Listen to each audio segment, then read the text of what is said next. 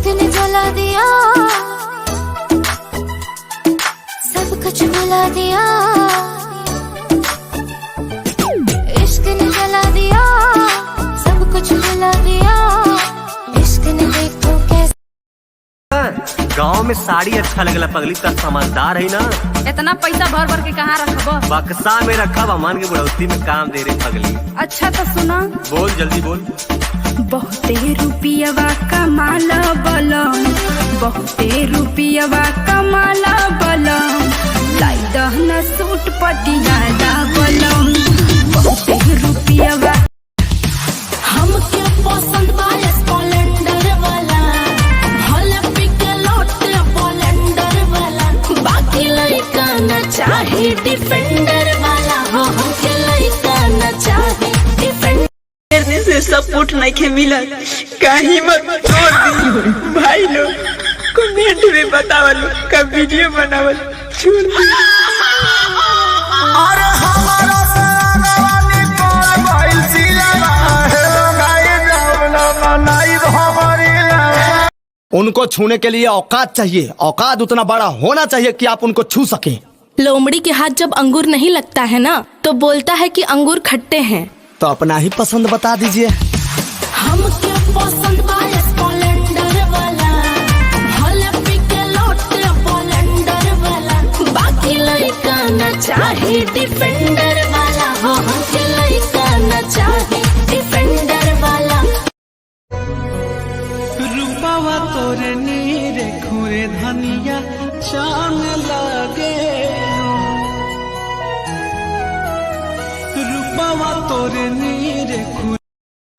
नैहर में रहनी खेलत रहनी गोटी ससुरावे में, नैहर में रहनी खेलत रहनी गोटी ससुरावे में। बेले के परे रोटी ससुरावे में, बेले के परे रोटी ससुरा। रूपावा तोरे नीरे खुरे धनिया चांद लागे, रूपावा तोरे नीरे खुरे। नैहर में रहनी खेलत रहनी गोटी ससुरावे में, नैहर में रहनी खेलत रहनी गोटी ससुरावे में। बेले के परे रोटी ससुरावे में, बेले के परे रोटी ससुरावे।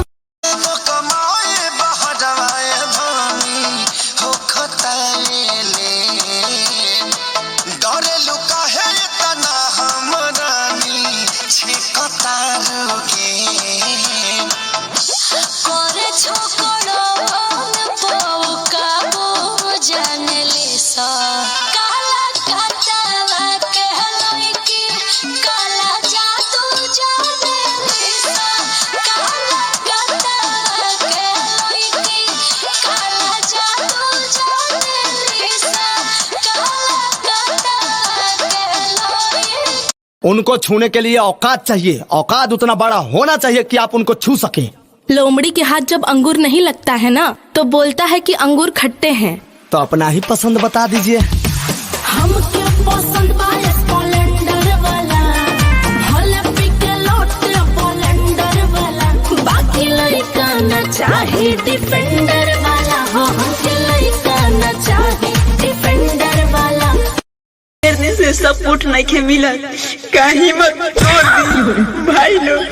कमेंट में बतावल का वीडियो बनावल छोड़ दी। अरे हमारा सरावानी कौन भाई सिलावा है गाय जावला मनाई हमारी लावा। रूपावा तोरे नीरे खुरे धनिया चांद लागे, रूपावा तोरे नीरे।